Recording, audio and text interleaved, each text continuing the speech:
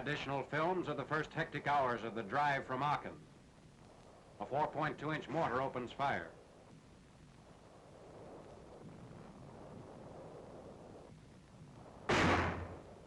This action, on the left flank of the offensive before the Cologne plain, is launched from Baysweiler, Germany.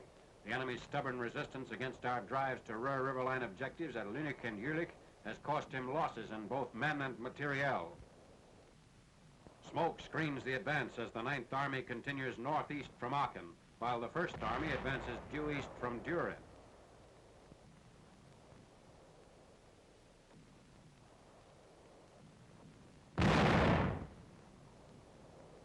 Thousands of prisoners are taken in the first week of the new drive. The Americans continue on toward Geilenkirchen, which falls on 19th November. Here, almost the entire area is found to be thoroughly mined and booby-trapped. Uncovering a German shoe mine, or wooden box mine. The simple little box with hinged cover contains about a half-pound block of explosive. Into it is screwed the pull fuse containing the detonator, now being removed. 6 to 11 pounds of pressure will explode the charge. Activating and disarming of the anti-personnel mine is demonstrated by an officer of the combat engineers. The minefields in the Aachen area constitute some of the chief menaces to the Allied push. Safe and rapid removal of these obstructions is mandatory if the drives are to gain full momentum. About 300 mines were found, some loosely scattered about, others ingeniously hidden.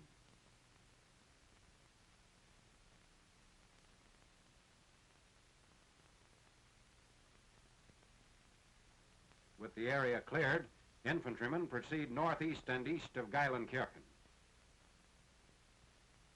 Meanwhile, at Mayo, reoccupied by British forces in southeastern Holland on 16th November, the mine menace is met with a new detector. It's a tube about 6 feet long, through which is forced compressed air. The effect is to blow away the earth covering to reveal the buried mines.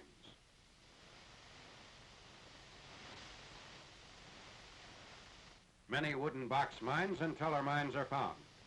Pull wires are fixed around the uncovered mines, which are removed by sappers of a Scottish division.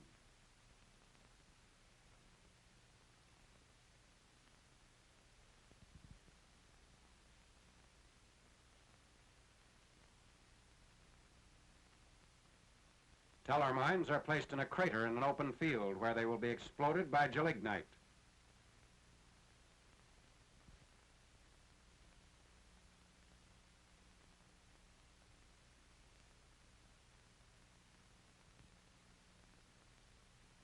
The mines are set off 10 to 20 at a time.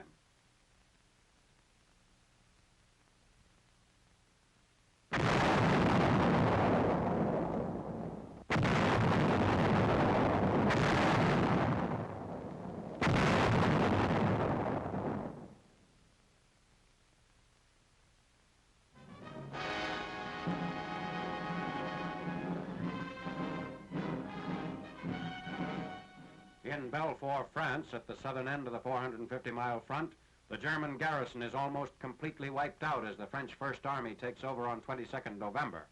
The Nazis had been attempting to stem the Allied push so that their troops in the Vosges Mountains could escape across the Rhine. The combined drives of the American 7th Army and the French troops had made enemy positions in these mountains untenable.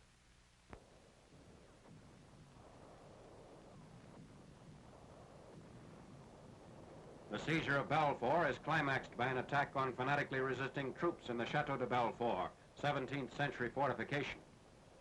Commando d'Afrique man a 57mm gun.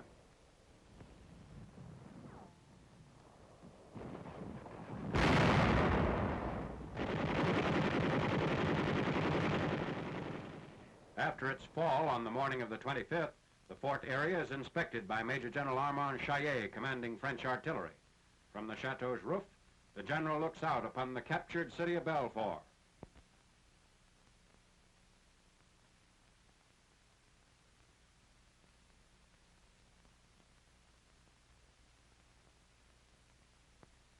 German prisoners are marched through the streets.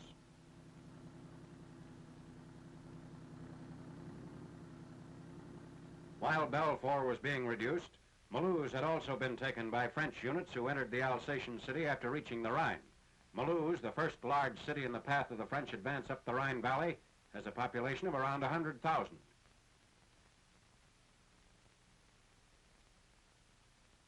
By 23rd November, most of the city was freed of Germans except the Hermann Goering barracks, which held out for several days.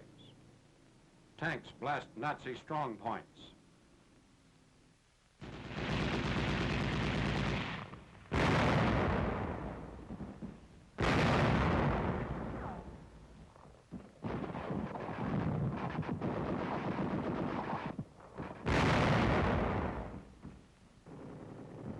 The roundup of prisoners continues even after Mulhouse is won.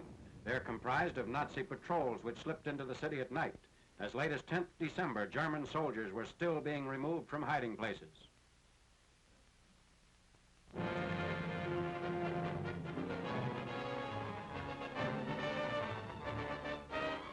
A squad of infantrymen on a jungle snap-shooting course. The course is designed to train jungle fighters to be on the alert against infiltrating Japs. Reaching the starting point in the testing area, men get the go signal to cover the course for record. The terrain has been devised to simulate the paths, undergrowth, and dense foliage whose concealment the Jap soldier is constantly using for ambush and sniping tactics.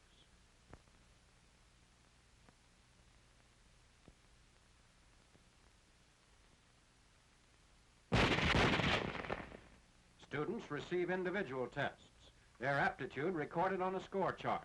Included in the test is the correct method of advancing through brush.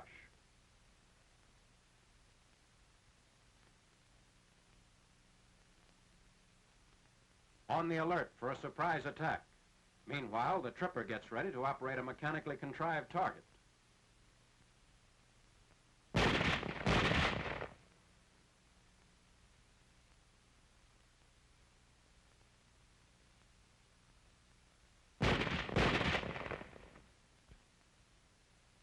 Practicing on dummies, the soldier's pretty good. And real jungle with live Japs won't exactly slow down his reflexes. A tally is made at the completion of the test, the score checked against the standard of fighting efficiency set up for jungle warfare.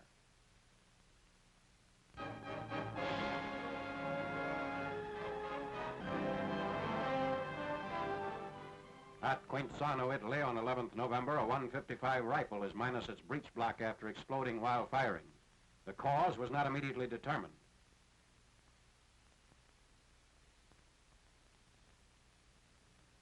The severed section dug a hole 12 feet long and 4 feet deep in the ground back of the gun. One man was killed. 9 others of a field artillery battery were seriously wounded. Elsewhere on the Italian front, continued heavy rains, floods, and high winds make Allied offensive operations virtually impossible.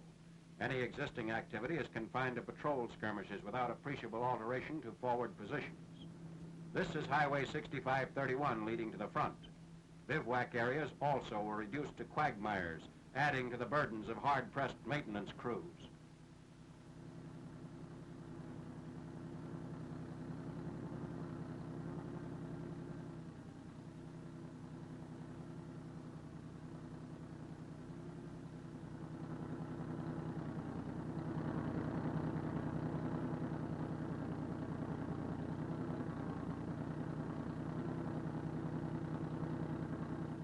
Reports from the front say it's impossible to exaggerate the harshness of this year's Italian winter.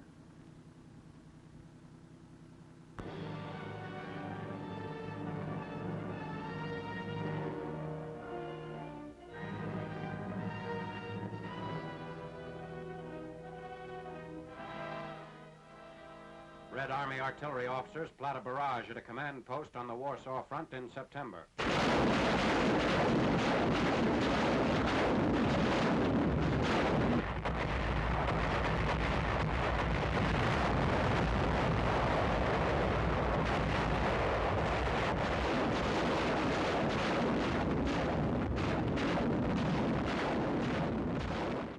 Burning tanks reveal the extent of damage inflicted on German armor deployed on the east bank of the Vistula River as the Red Army drive nears Warsaw's fortress suburb of Praga. An advance by T-34 medium tanks. The T-34 mounts a 76.2 millimeter gun and is characterized by its sloping armor. Its Christie-type suspension is an American design of more than 25 years ago. A bombing and strafing run on Warsaw. These are believed to be Su-2 general-purpose planes.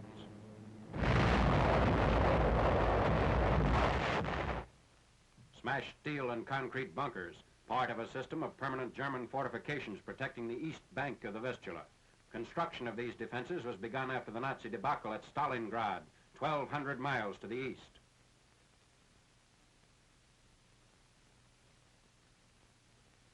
Commanders of the First White Russian Army. Marshal Rokossovsky, victor of Stalingrad, in command at Warsaw. After a 6-day assault, Russian spearheads from northeast, east, and southeast converge on Praga on 14th September.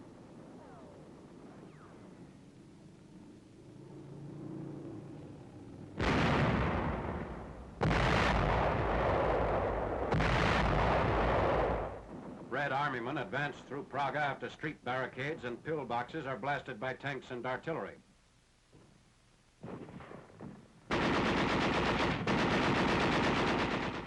A first aid station marked in Polish and German. Elements of the First White Russian Army enter the center of the suburb, which lies across the river from Warsaw proper. A few citizens emerge from hiding to cheer their liberators.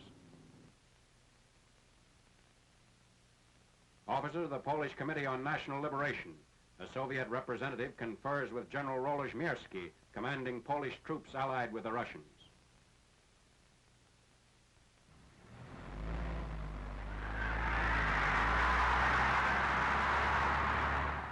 In burning Warsaw, the Nazis crushed the revolt begun on 1st August by Polish General Komorowski, known as General Bohr, while the Russian offensive is held at the Vistula.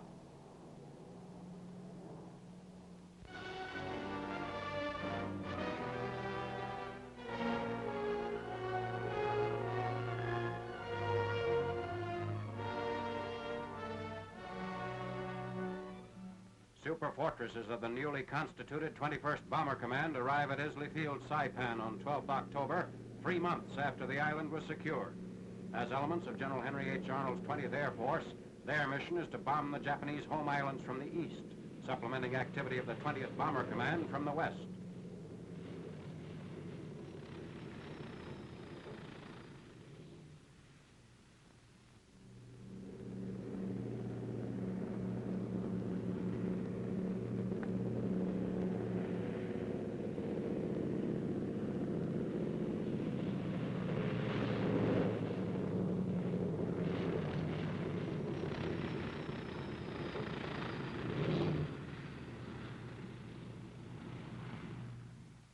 Jubilant Air Corps personnel turn out to welcome the B-29 crews led by Brigadier General Haywood S. Hansel, Jr., in charge of the 21st Bomber Command. The target is Tokyo, as men of the 21st are briefed for the first strike at the Jap capital since Colonel Jimmy Doolittle's carrier-based raid in April 1942. Preparing for the assault on Tokyo of the 24th November. Commenting on this first of a new series of blows, Lieutenant General Millard Harmon, Deputy Commander of the 20th Air Force, said, "No part of the homeland of Japan is now safe from land-based air attacks. We can hit where and when we choose."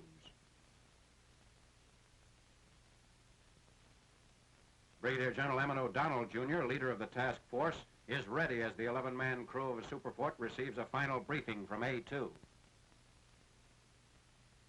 General O'Donnell and crew board Dauntless Dottie.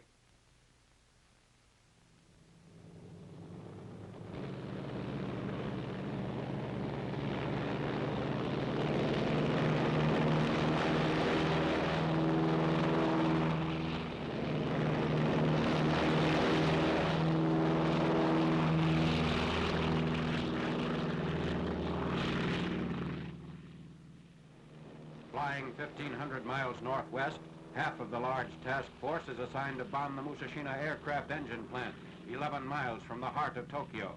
The other half is to raid the city and dock areas. Weather is clear over the target as the Superfort's near, but cloud interference rapidly increases. Tokyo below.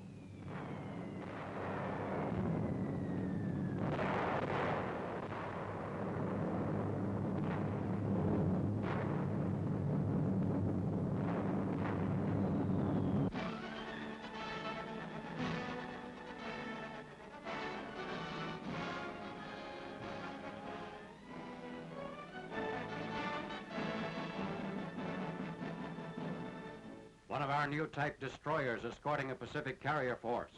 Objective, the Philippine capital of Manila. On 5th November, the Navy films show planes of the 3rd Fleet preparing for a strike against Jap air and naval concentrations. Radio silence prevails, but last-minute messages are delivered via plane.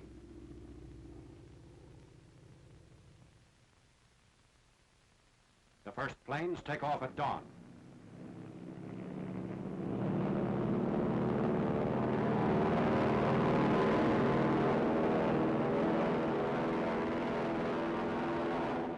As daylight broadens, additional waves take off.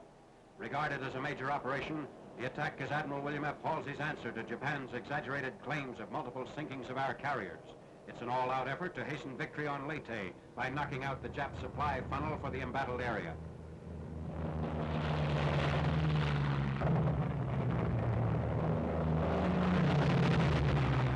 Planes rendezvous preparatory to leaving for the target area. Hellcat fighters, Avenger torpedo planes, and Helldiver bombers. Manila Bay, naval base for much of the shipping that supplies Japanese island outposts. Below are some of the enemy ships that fell victim to the smashing blows of our planes. In the background, Nichols Field in flames. A Jap cruiser is hit. Extending into its second day, the attack swells the toll of enemy ships sunk or damaged to about 30, including many cargo ships. Meanwhile, our task force meets an attack by land-based enemy planes. One of our escort carriers is hit.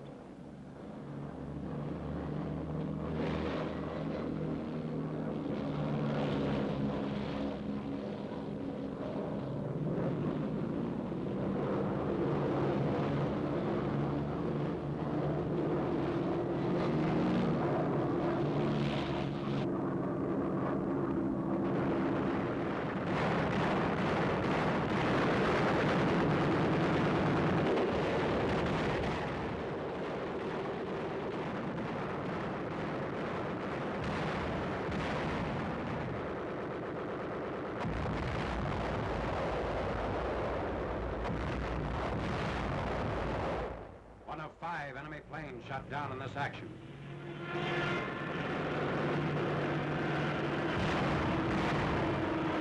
A near miss by a Jap bomb. Another enemy bomb barely misses its target. One of our planes receives a direct hit.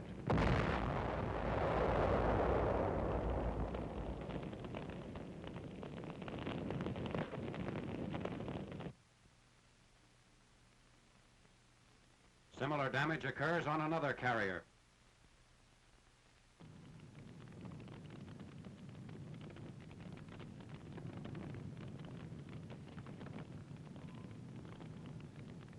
Planes from the Manila attack return to their carriers, ending one of the most destructive raids of the Philippine campaign. Among their targets were air installations on 7 fields in the Manila area. 327 enemy planes were caught and destroyed on the ground. 113 shot down in the air.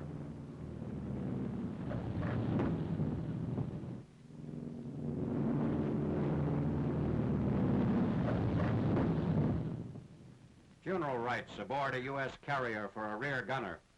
Mutilation of his body by shell burst, plus damage to the plane, result in a strange burial at sea. While patrols circle overhead, gunner and plane end their Manila bomb run together in the waters of the Pacific.